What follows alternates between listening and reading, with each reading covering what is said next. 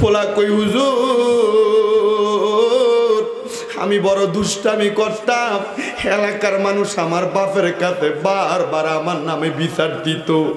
আমার বাপের ঘরে দুইটা গাই গরু ছিল, আমার বাপে বেচ্চা দিতে। আমার মায়ের গলার একটা চেন ছিল, কানের দুল ছিল, আমার মা বেচ্চা দিয়া আমার বাপে আমার তাড়াতাড়ি পাসপোর্ট করে বিদেশ পাঠাইছে।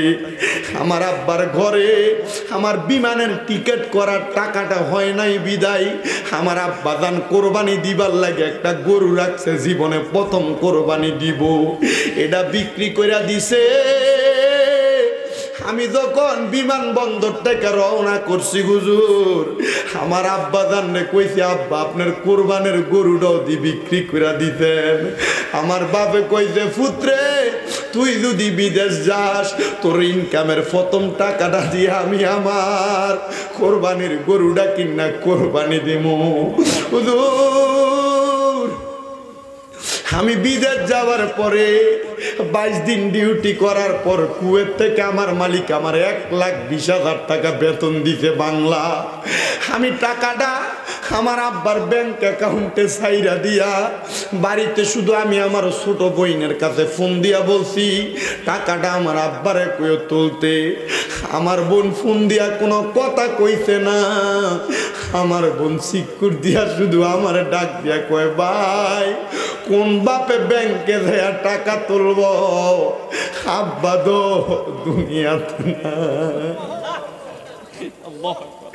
হে আশরাফ বাবাদের পোলাপান বিদেশ আব্বাই আমনে পাঠাইতে না রে।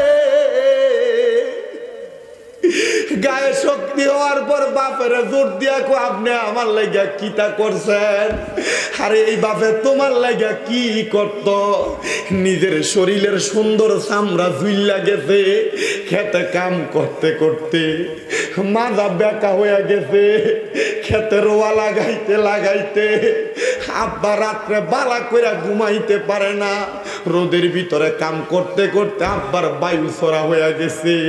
হাই রে যাদের আব্বা আম্মা কবরে আল্লাহর কাছে শুধু দোয়া করবা আল্লাহ যেন আজকে আশরাফ বাবাদের এই মাহফিলের উসিলায় আব্বা আম্মার মাফ করে দেয়।